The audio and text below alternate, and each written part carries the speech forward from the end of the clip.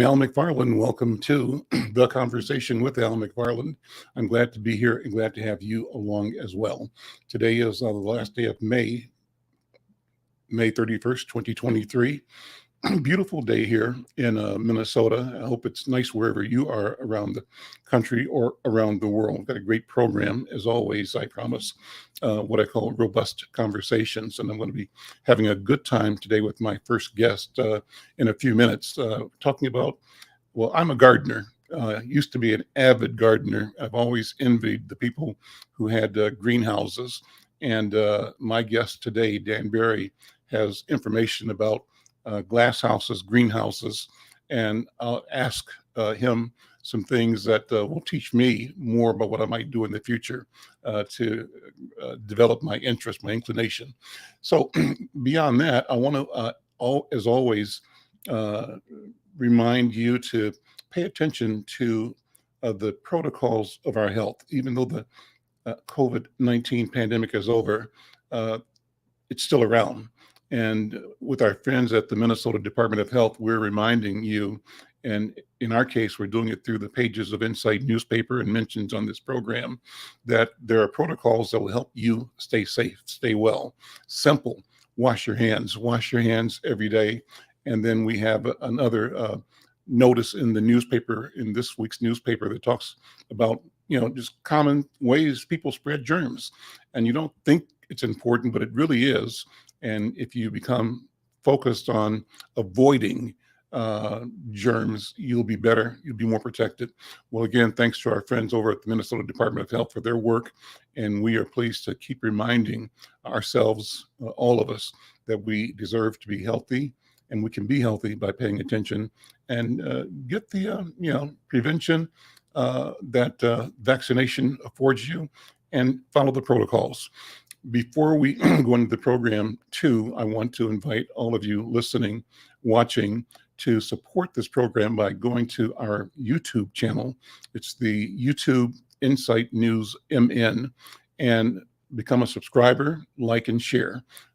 We want to get about 1,000 subscribers to start with, and you can help us by going to YouTube and find the Insight News Minnesota channel, and subscribe, share, and like as well. Just as a refresher, we're using about 5 different platforms to stream this program. We're streaming it on the Insight Twitter page, on my own personal Facebook page. We're streaming it on the Insight News Facebook page, as well as the Facebook page of Black Press USA. And we use LinkedIn, so we're reaching some of you on LinkedIn, and we are streaming it on 2 YouTube platforms. The one I mentioned earlier, YouTube Inside News MN, and also we're being hosted by the YouTube channel of the National Newspaper Publishers Association, that's called Black Press USA. So we are reaching out, and we enjoy the opportunity to connect with you. Our vision, our mission is that we can build community and create that one conversation at a time. Let's start with a couple of hot topics, things that I've been watching, at a couple of ideas to share with you. One, we talked yesterday, I believe, with Corey Day. And Corey Day is the former head of the Minnesota DFL party, not the head of the party, but the former executive director of the Minnesota Democratic Farmer Labor Party. Now he's a principal at a company called Blue Ox Consulting, and he does political lobbying type work. But we talked about the violence occurring at some of the local contests here in Twin Cities. And in response to that, there was a conflict that broke out, a brawl that broke out on May 14th at the nominating convention for 10th Ward in South Minneapolis. And in response to that, the executive committee of the DFL party now has created new bylaws that would permanently ban anyone who engages in or incites acts of violence, to keep that person from participating in party activities. And that's what's happening with one of the candidates who was involved in the fracas at the 10th Ward Convention. The incumbent is Aisha Chungtai, she was on stage, asking the delegates to re-endorse her to the seat she holds presently. Her presentation somehow sparked anger or something among the challengers, among her challengers, her challenger supporters. Her challenger is Nasri Warsami. So some of them jumped on the stage and they were shouting and banging on tables, waving signs, and actually got into physical confrontations. The convention broke up, no endorsement. It was shameful. And so the party now has established that, number one, Nasri Warsami may not seek an endorsement by the DFL. Of course, he's free to run as an independent, but he will not be as a DFL endorsed candidate. And they put rules in place to try to tamper down that kind of disruptive activity. That's one thing. Second thing, kudos to one of our team members, Dr. Irma McLaurin, just received another honorary degree as a doctor of social studies from Grinnell College. And Irma is a writer, an artist, organizer. Her motto has always been that you have to change minds and change hearts and change behaviors to achieve transformation. And she's been busy as an activist for her entire life as an academic. Irma got her bachelor's degree from Grinnell.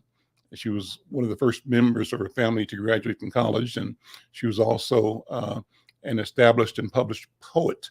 As early as 1975, she won a Gwendolyn Brooks Award for poetry. She went on to get an MFA in English and a PhD in anthropology from the University of Massachusetts, Amherst. And she's also made her mark as an academic entrepreneur. She had tenured faculty roles at Grinnell College, at the University of Florida, at the University of Minnesota. And she also was a founding member of the Africana Women's Studies program at Bennett College for Women. And she launched, this is where I met her, the Urban Research and Outreach Engagement Center here at University of Minnesota. So she's had a great career. She's a great writer. She's a regular columnist. She serves our organization as the editor for Education and Culture. Congratulations, kudos, Dr. Irma McLaurin. Well, let's see, let's move forward. And I want to now bring in my guest for today's program. Dan Barry is the head of sales at Hartley Botanic US, and caught my attention. I'm not sure why. Maybe I was scrolling, or maybe I got a press release. But the story that caught my attention was one about a new wave of interest in the country, and somehow emanating from England. I'll have him tell me this story, where people are getting more into glass houses. And so, yeah, I wasn't sure if it's about glass houses we're living in, or glass houses as in greenhouses. We're going to find out. Dan, good afternoon. Welcome to the conversation. How you doing? Good afternoon, Al. I'm doing really well. Thanks for your time. Well, thank you for taking time to talk with me. Let's do 101 for Hartley Botanic. Tell me about your company, what the product is, and what is a glass house or greenhouse? What's the difference? Really, there's not a big difference. So Hartley's been manufacturing greenhouses in England. Sometimes they refer to them more so as glass houses. Really, one and the same. We've been making greenhouses by hand in Greenfield and Oldham since 1938. So quite a long time, and it's the same factory. In the glass, it's tempered safety glass. We do work all over the world. The framework is powder coated aluminum, and we've got a factory there. We've got our own powder coating facility there, and do work really all around the world. So we've got one office here in the United States, which happens to be in Massachusetts, but we don't do any manufacturing here in the United States. It's all done at the same factory since the 1930s in England. So is there something happening in terms of popularity or accessibility or affordability? Why is the topic kind of buzzing right now in the marketplace? It's probably buzzing. You probably had some carryover from COVID. COVID, some pretty incredible impacts. If there can be maybe any romantic part to COVID, it's incredible to think for Hartley as a business. I believe it was just the second time that there was a pause in manufacturing since World War II. And Hartley turned over part of the factory to make shell casings for the war effort. So we had a pause initially early on in the COVID outbreak for maybe about 3.5 weeks or so, as per the UK government. And then a lot of protocols were put in place. We returned to manufacturing. Here in the US, I think it was just a different way of life. You had people that willingly or not, they were forced to maybe commute or, virtually. Home businesses do a lot of work at their own residences and travel a lot less. With the latter part of that, traveling a lot less, I think you found a lot of people, as the pandemic progressed, they wanted to put maybe some of the funds that they were going to be using for traveling and invest that into something at their property, and thinking about the challenges with some of the food shortages and product shortages, be a bit more self-sustainable. And there in turn led to an increase in demand for people wanting to invest in something that was going to last a lifetime. And Hartley guarantees their greenhouses and the structure, the installation and writing for 30 years. So I think that peace of mind helped, that the investment was going to be a wise one. We got some artwork or a photograph of one of your products. Let's show that, and you can walk me through what this structure is. And is this a common addition to a home, or what are other ways do people, get to their glass house or greenhouse living? Yeah, so that project is a gorgeous one in a historic part of Massachusetts on the shore. It would be what I would call a Victorian abutting greenhouse. So it's attached to an outbuilding, almost like a cottage on a property, and it made for easy access into and out of the greenhouse and the adjacent structure. Okay. And the greenhouse then primarily is a growing space, right, for food? That's right. That's right. So in that structure, they had benching, they had upper, benching, so people could put flats and pots and things, maybe do some seed starting. They also had some almost like upper shelving or shoulder height shelving, so they could have some additional space, maybe for some smaller things of, starting some herbs and things. So that would be above the benching. So it really helps maximize the space inside that greenhouse to literally grow in there. And then sometimes you have also people, not in that structure, I think that was a smaller one, but sometimes you'll have people have a small sitting area. They might want to relax and unwind. So how does that work? I mean, my idea of a greenhouse is it's going to be hot, particularly in the summertime, but maybe I'm wrong.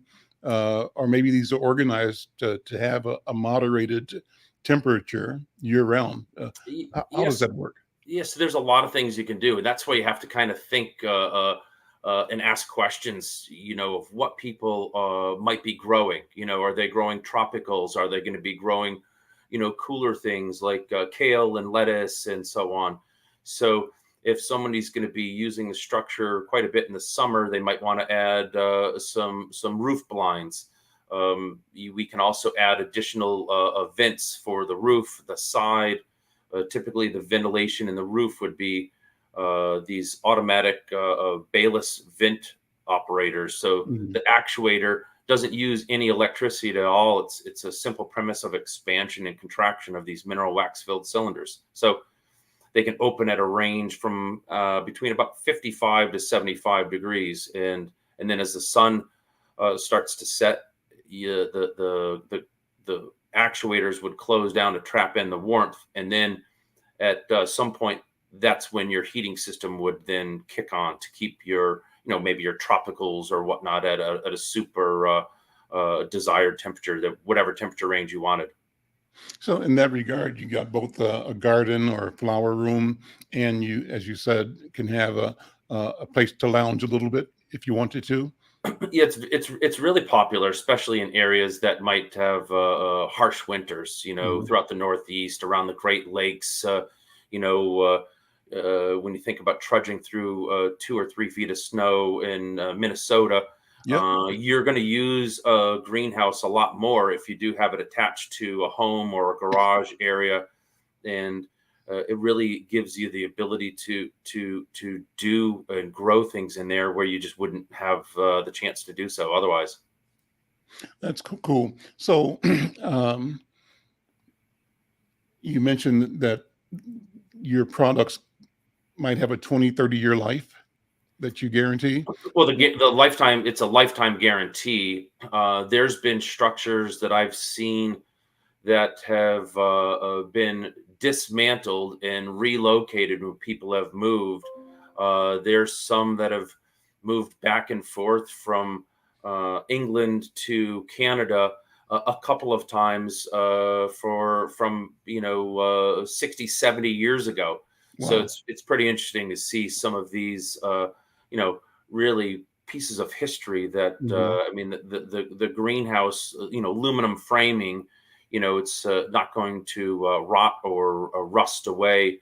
So it's really it really becomes almost really an heirloom, so to speak, for a family as they're putting a garden design together, and maybe it could be almost a focal point for their family, and sometimes lucky neighbors. Mhm. Have you been to Minneapolis before? Do you know our town here, Twin Cities? I don't know it tremendously well. I know we've built all over, but I don't really know Minneapolis too well. There's a phenomenal greenhouse structure here associated with one of our premier arts organizations, Walker Arts Center, just off of downtown Minneapolis. And we used to go there when my kids were young, and it was just uncanny to walk into this.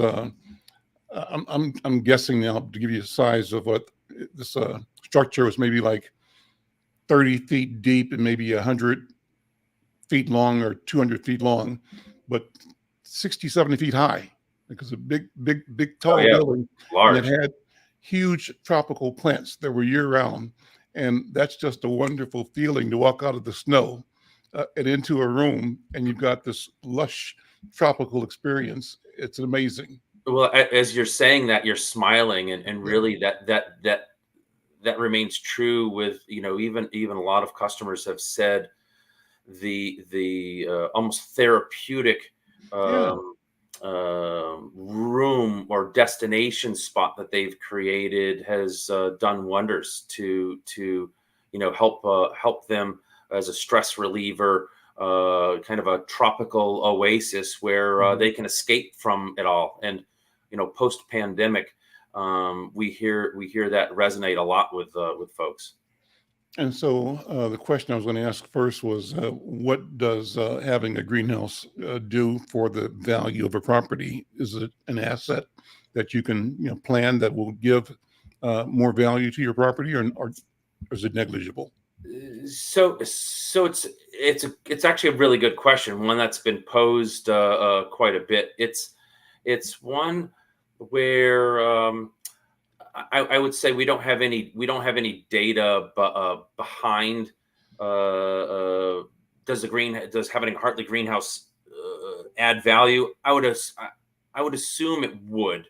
Hmm. In my time, I've been working with Hartley, gosh, for about 25 years now. I think I can recall about 3 instances where the new prospective homeowner, for whatever reason, weren't into gardening, or Hmm. had a too busy work life where they were going to be able to use the greenhouse. And our existing customer then arranged a purchase and sale with the buyer of their new home to have us come out, dismantle and Hmm. relocate their greenhouses even a few miles away or to a different state. So we've Hmm. done that, I think at least 3 times from the time that I've been here. But for the most part, I think what homeowners do, if they do end up selling their home and it's got one of our greenhouses, they really make a detailed write up to note the fact that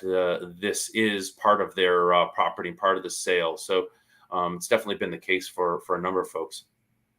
I live in the city proper here in Minneapolis. North Minneapolis community that I'm in is the center of the Black community. It's urban, it's mixed, but this is the largest concentration of African Americans and other people of color in Minneapolis. And what I've discovered over the past years, I've lived here 30 years, where I'm sitting right now. I've been Right. in this particular house since 1973, so maybe almost 50 years. Yeah, almost 50 years here. So I've seen a change in attitude in the community where people are becoming more, I would say, energy conscious, environmentally conscious, people doing more gardening, more walking, more biking, and things like that. Uh, and how have you seen your customer demographics change over the years? Is that something that you're noticing, or is it always, the Yule Givens type outdoors person that is attracted to your product, or is your customer changing in any way? It's definitely changing, and it's a huge growth curve, to be honest. It's almost the equivalent if you compare England and the United States in greenhouses. It's almost similar to a greenhouse for a homeowner in England is almost to equate that of a homeowner in the United States of having a garage. Hmm. So they're tremendously popular in England. Mhm. They're far advanced for most American gardeners. There are I would say that said, I think a lot of the U.S. market is educating folks. Mhm. Some people didn't even really know what greenhouses were. They haven't Mhm. seen them, you know. And then when there's more schools and colleges and private schools that have invested into greenhouses, and what that does, it it's an educational side where people can see that you actually don't have to go to a store in the center part of a store and buy goods that are loaded with preservatives and things that you can grow things from seed, fruits, veggies, some things you don't really need much additional heat, your cooler crops and things, and that aspect, it also helps to teach potential other careers in horticulture and gardening and growing. Well, that's the direction I was taking in the question. This whole idea of sustainability and people's perception of how they can live maybe in a more uh, responsible way. And I would say that being able to grow your own food in your own yard or backyard or community garden is a way of being responsible because you reduce the cost of transportation of foods that have to be traveled from across the country. You can grow things that you can enjoy without the preservatives, right? And without all of the things that are toxic. And there's nothing better than going outside to your yard and picking the lettuce you want to eat today, or the carrots, or the greens, or anything else that you have grown yourself. It's a good feeling. Uh, so, uh, what's on the horizon for your company and for the greenhouse movement? That's the question I'm asking now. Where do you see it going in this country, and where do you want it to go? So there's tons of growth. Our design team in England, they're continually reviewing possible different size structures, different product lines. There's things even back to touch on, the community gardening. That's even becoming a bigger thing, where even that first slide that you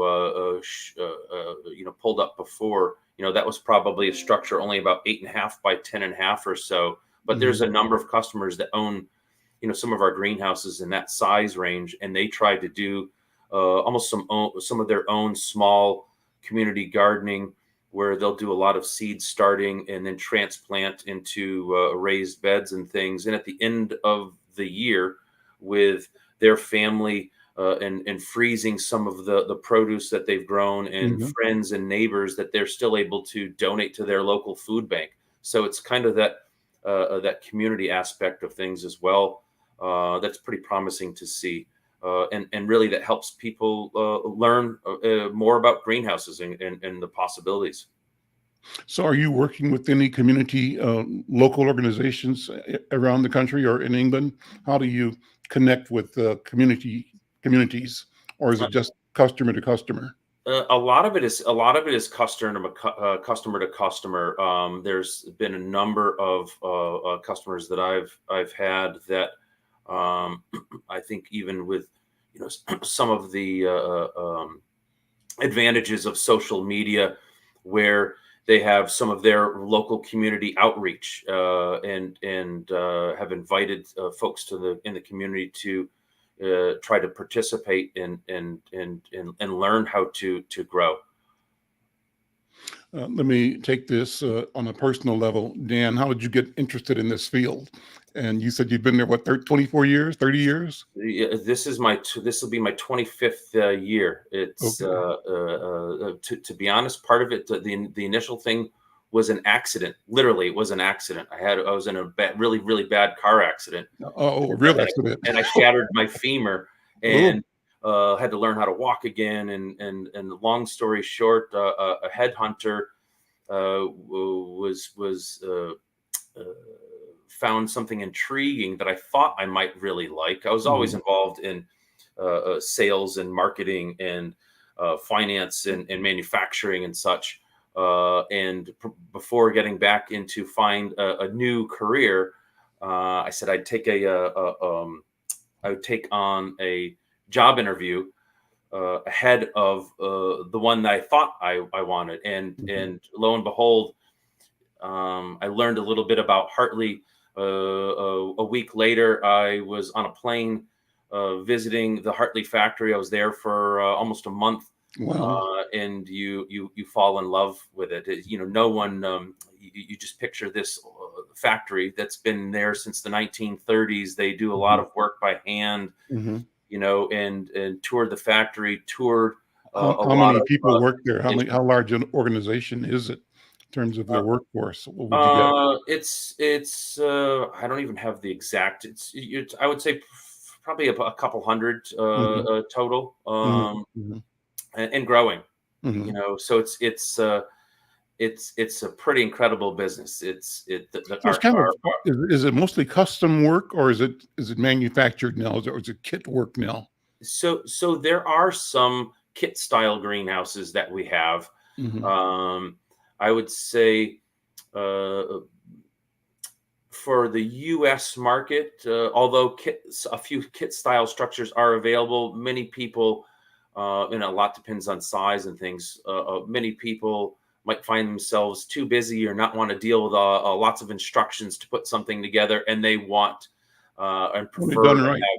yeah, uh, drink an ice cold lemonade or beverage of choice while our installers are building it, and Sure. to do the final walkthrough and turn over their keys for their new greenhouse. hmm And a lot really depends on size.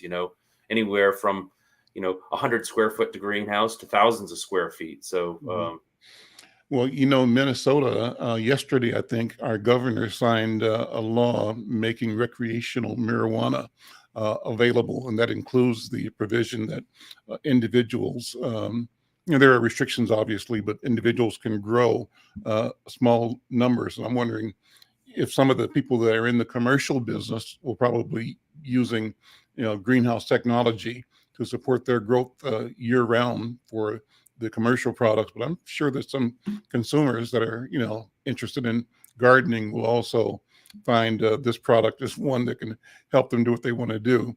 Um, uh, I love the idea that, this just, for me, makes it possible for a person to do more in gardening earlier in the year and later in the year and possibly year round because of the systems that you put together.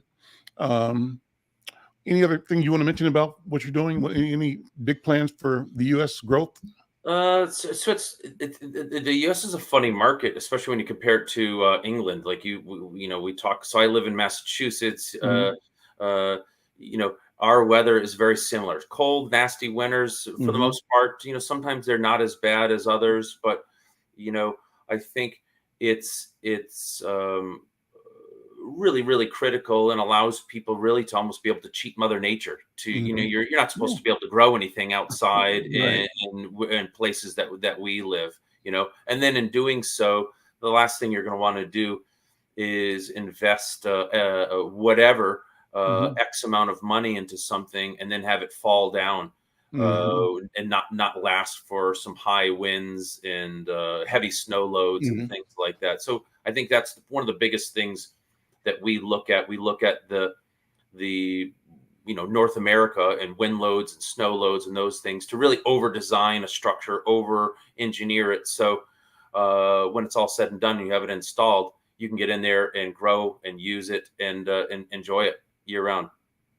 How secure are they from, like damage from rocks or thrown things? Is that depending on the kind of glass you use, or?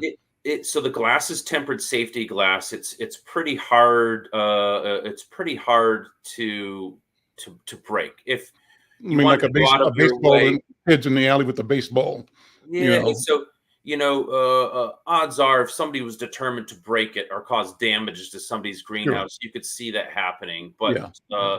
I think I think the huge benefit is that the glass that we have is called tempered safety glass. So Hmm. similar to say an automobile, it's not going to, if it does break, it's not going to come down in shards. Right. It would almost crumble. But Hmm. we've had, I think there's a customer I had out in Indiana years back where somebody damaged his greenhouse by shooting at it. Mm. So there was a bullet hole from like a deer rifle or something, went in one end, out the other. Hmm. The glass remained intact, other than a bullet hole and like a Hmm. spider web effect Right. that would happen. And it was a simple scenario. He called us up nervous. We were able to give them some guidance. We could send a crew out Mhm. to fix it, or we could give you some guidance, help them find a local glass person, gave him the sizes, and he had a local handyman switch out the glass panes, from us giving them some advice on the phone in Sure. 10 or 15 minutes. So it's a simple resolution. Not very common, but Right. But the support is simple to there. That's solve. great. Yeah. Yep. Yeah, Yeah. for sure. Okay. Well, again, what's your vision? What do you see uh, in terms of growing? Are you running the North American business for the company? So I don't. The president of the business is Neil Bobrick. Tom Barry is the CEO. Managing director. So our business, for a long time, it was a smaller business. When I started in 1998, it was a huge opportunity for growth. Hmm. All this time, all these years later, uh, I think the growth is even greater because we're investing a lot of resources to help continue to grow the market. From public structures to just more structures out there, and it seems to be a factual thing. The more people that actually see our structures erected and are able to walk inside and see them in use, the more structures end up getting sold. Are there any? environmental considerations, or is there a discussion on the impact of building a greenhouse or glass house? Does that come up? What's the research on environmental impact? Are you talking about like permitting or? Just I'm thinking generally about global warming and general energy use. And I mentioned earlier, one of the benefits of gardening is that you reduce the cost associated with transporting a lot of food. What kind of impact does a greenhouse have on the environment or on the economy? Yeah, so back to one of those things I was mentioning earlier. Community gardening is a huge thing, and that's just going to be growing. Mhm. I think COVID touched on that, and maybe created maybe more attention thrown at that, where there were many communities that didn't have availability for fresh food. Mhm. Shipping containers and shortages of lots of various supplies. So I think some of those things are pretty critical. If you're able to grow it in your local town or the town next door, community gardening is a really big growth curve. Okay. Listen, thank you so much for being with us today. It's been a great conversation. I've learned a lot, and I'm going to keep my own idea of a possibility. I may be a customer of yours myself in the future, because now I know more and I know who to call anyway if Very good. I want to Very move in good. that direction. Let me ask you to invite our viewers and listeners to connect with you. How do they find out about your company or about you if they want to get more information, or get your help in getting their own greenhouse purchased Yeah. and set up? So it should be pretty easy. We've got a pretty big presence online, and really, if they just go to our website, it's www.hartley, spelled Hartley -botanic.com. So Hartley -botanic.com, and they can do a Google search. All the various social platforms, we're on there as well, and you can reach us anytime. And it, Dan, it could also be just giving us a call at the office, the good old fashioned way. telephone still works. Yep. Yep. Listen, Dan, thank you so much. It was so good to meet you. Thank you for the informative information, the informative conversation, and continued success in all that you do. You're welcome to come back anytime to keep talking about what you do. I Excellent. love to Excellent. hear it. Al. Well, I appreciate your time. Have a great day, and we'll look forward to chatting again soon. Take care. Bye bye. Yep. Bye bye. I'm Al McFarlane. This is The Conversation with Al McFarlane. A great interview, just great energy. And, it's information that we don't really talk enough about, using assets, tools, resources, both for leisure, for beauty, aesthetics, and for the practical aspect of growing gardens or doing gardening food for our households and for our community. So I think as our community becomes more conscious of itself as a steward of community and of the environment, things like this resource, encouraging people to grow their own food and to do that in a way that's responsible and sustainable and that's practical and that's beautiful. I think that's going to take up a space of prominence in our community, in our collective space. Well, let me continue with today's program. I'm pleased to have my friend and colleague, Coach Leah, normally on Monday, but with the holiday, so we asked her to come by this time to chat about what's happening in the world of sports and beyond.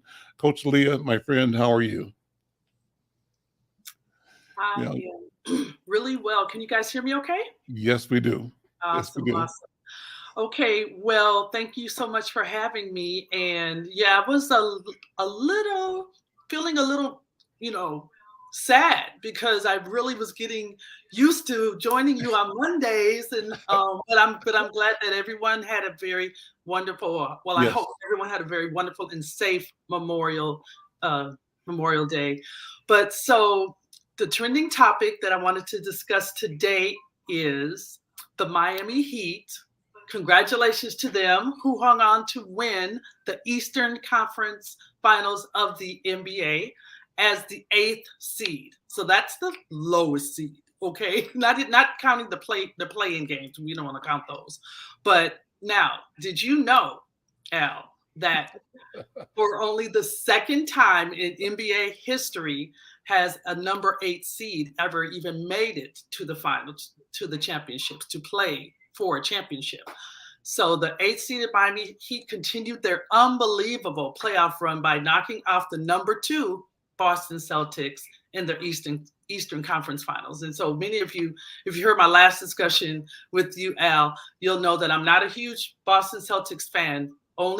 It only was a fan for the time that Kevin Garnett played for them.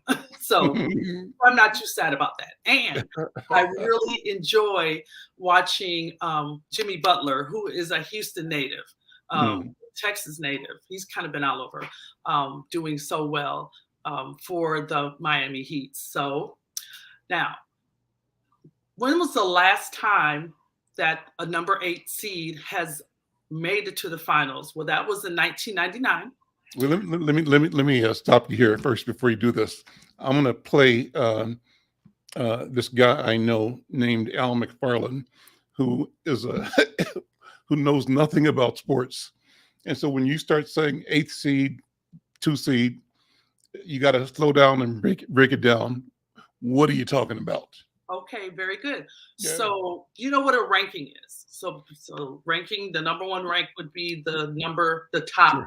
Sure. So in the conference playoffs, there are only 8 teams that make it into the playoffs. Mm-hmm. So what we're saying on the east side, so you've got the Eastern Conference, and then you've got the Western Conference, and then those comprise them who will play for the championship, right? Okay. So now there are of those 16 teams, 8 on each, the Eastern and 8 in the Western. The Miami Heat was the lowest seed on the Eastern Conference. So for them to, why is the word seed used? Is it seed? Is that what it's SEED? SEED, yes. What's the meaning of that word? You know, that's a really great question. I'm going to have to look that up. Okay. I think at one time it actually had to do with seats. So like if a person, like when you were playing, imagine when you were kids, right?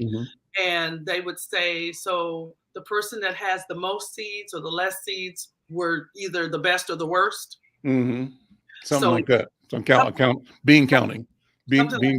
Okay. Correct. And so you could probably just exchange the word seed for rank.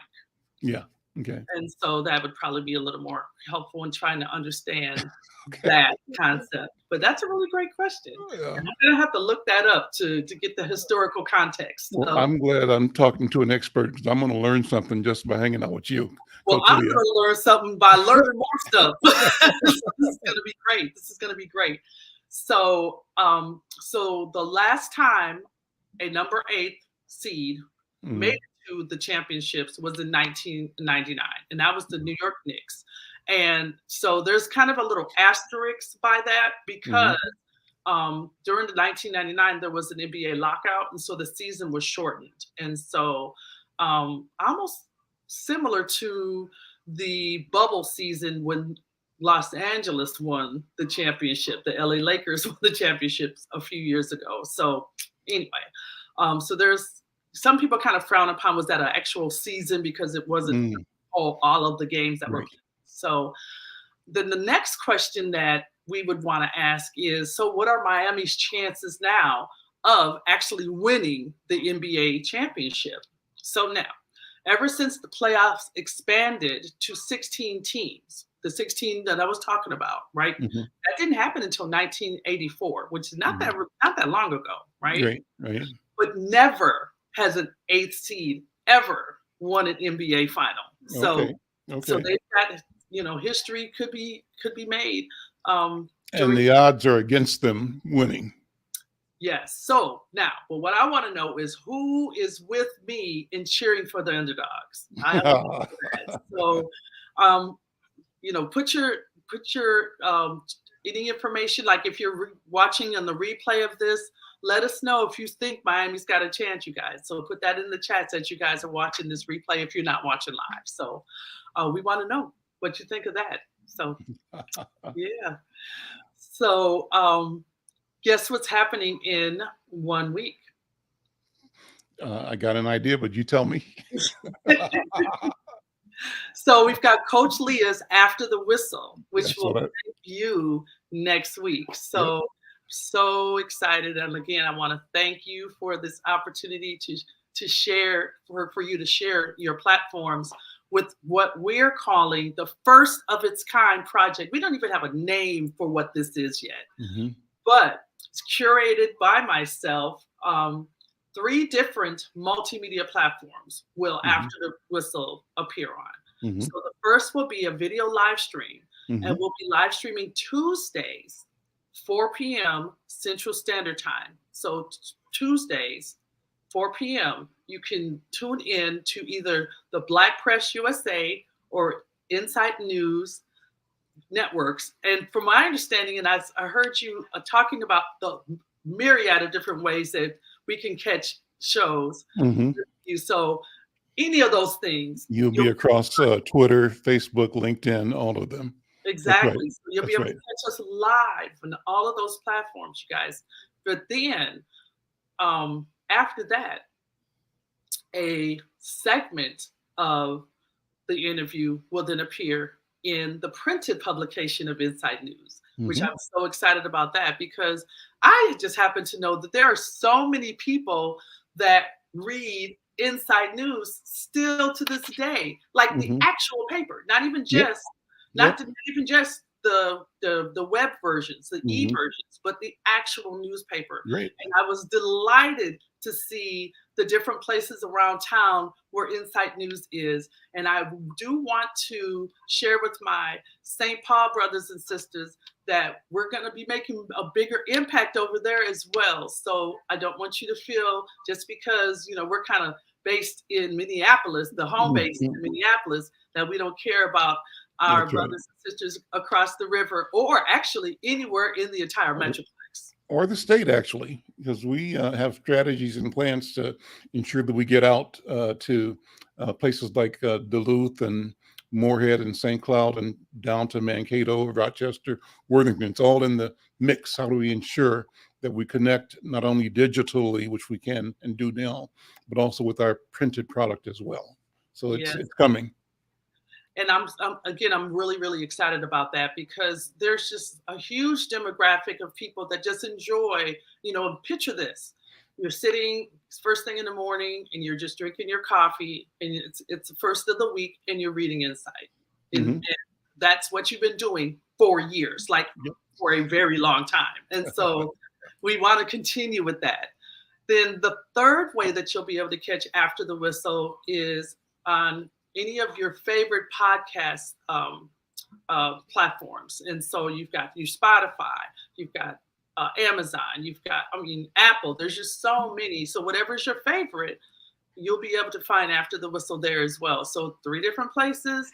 You've got a lot of projects that are appearing, maybe 2, but 3. And then I do want to add, however, that there's a possibility of catching part of what we'll do for After the Whistle on Tuesdays as well, with our partnership with KFAI. So, that's terrestrial radio. So, just so many ways that you'll be able to learn about elite athletes and their lives off the court, off the course, off the field.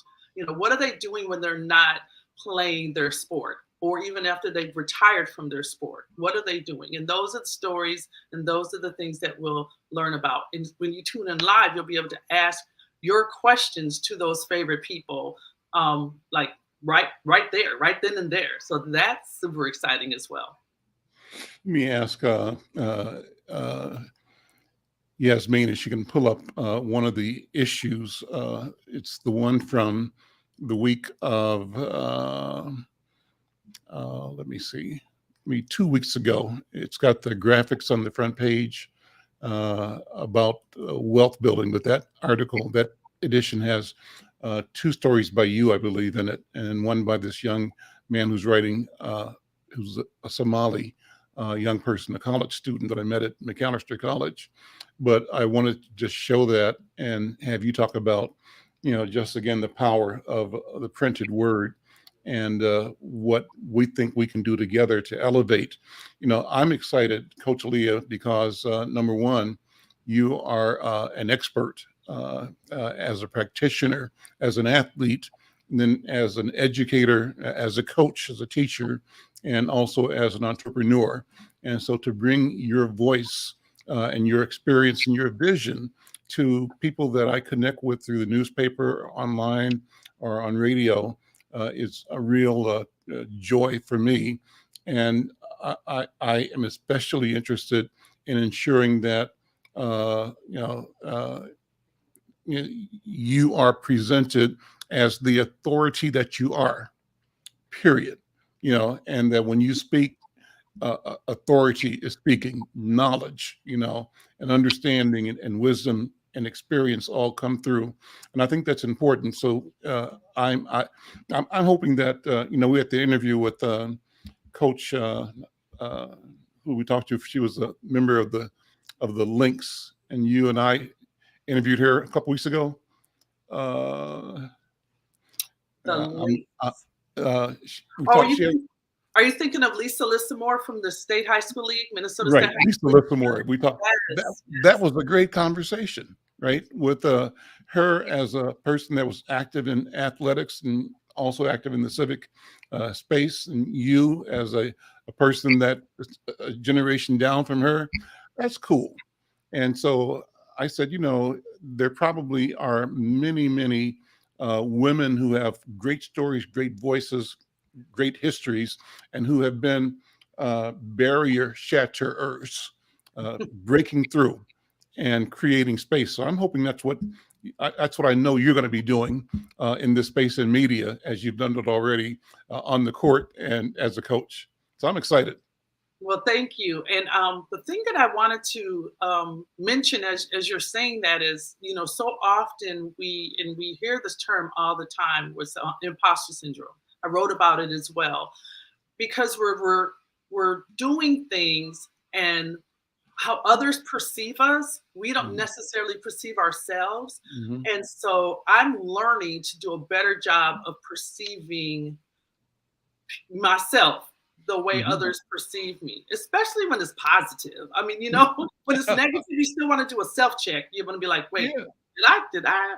But when it's positive, to really try to own that, because it's clearly, especially if what you're trying to do is intentional, is where you've done the homework, you've done the work, and then you have learned to be the authority on a subject or in a space. And so for other people to acknowledge that, it's very heartwarming and humbling. And so I want to thank you for that. And yeah, I'm going to own the fact that because I'm in this space, I'm an expert. You probably need to holler at your girl. That's right. Well, we had on camera those articles. Maybe put those back up. Talk about those 2 articles there just briefly. Oh, sure. So the first is NFL All-Pro Warren Moon. So for many of the Minnesota Viking fans, you remember him from when he played with the Minnesota Vikings. But what many people don't know is that he actually resides in Houston, Texas now. And of course, many people are learning that I'm bi-coastal, the 2 ends of the United States, Minnesota and Texas. Yep. And so a dear friend of mine who writes for, who is part of the National Football Writers Association, had a chance to learn about this story and shared it with me, where Warren Moon actually helped a young man who, when he was a boy, decided he did not want to be a Warren Moon fan because Warren Moon kind of shooed him and didn't give him his autograph as a kid. Kind of was, it was unintentional. Yeah, but right. But it's amazing what people remember as Yeah. children, right? So Yeah. he went through Yeah. life, saying, Warren Moon ain't nothing and all this and that. Well, when Richard Walker heard about this story, because it went into the social media space, he told this gentleman that if he stopped smoking, that he would get an autograph from Warren Moon for him. And so he did. And so that's where this man's dream finally came true, that he was able to hear from his, who he as a kid, really idolized, and then ended up hating, for lack of a better word, but idolizing again, in actually a much more meaningful way, because it was more than just an autograph as a kid. It was the fact that now Warren Moon is speaking positive life into this young man as opposed to this little boy. So it's kind of cool. That's So really go back to the benefit of him learning to not smoke. That was a fair exchange. That was great. That's a great story. Exactly. And so I want to encourage you, if you to go back to either the e-edition of Inside News or to the web, www.insidenews.com, and you can pull those stories up and read for yourself. How it's just wonderful that story is. The other is, Insight News wanted to give honor to the legacy of Frank Gilliam Sr., who was an executive for many, many years for the Minnesota Vikings, probably the most prolific scout they ever had. And he passed away recently. And so we just do a little tribute to Frank Gilliam from the family's perspective, and from not just the family's perspective, but from also several other executives or NBA legends that played for the Vikings. And so you'll get a chance to read about that. So again, go back to our e-edition to find that story, or to www.insightnews.com to get that as well. Coach Leah, thank you. As always, it's so great to have you here. I look forward to building our work together with After the Whistle, and with all of the other products and ideas and things we're going to be working on for the community. And to our viewers and listeners, we appreciate your being here, appreciate your support. As I said, you can support us by subscribing. Go to the YouTube channel, YouTube Insight News MN, and simply subscribe, like, and share. I want to close by once again reminding you to join our friends at the Minnesota Department of Health in creating awareness about preventing COVID and about staying safe. And they're doing that. We're doing that with them by promoting, in this case, an ad in the paper that says a simple message: wash your hands. But it says it in 20 different languages, and that's really, really cool. We also have messages in the current issue of Insight News that explain ways that people, commonly spread germs, and the germs include the possibility of getting sick with COVID-19. Pay attention and be safe and be aware. I'm Al McFarlane. We'll see you tomorrow. Take care.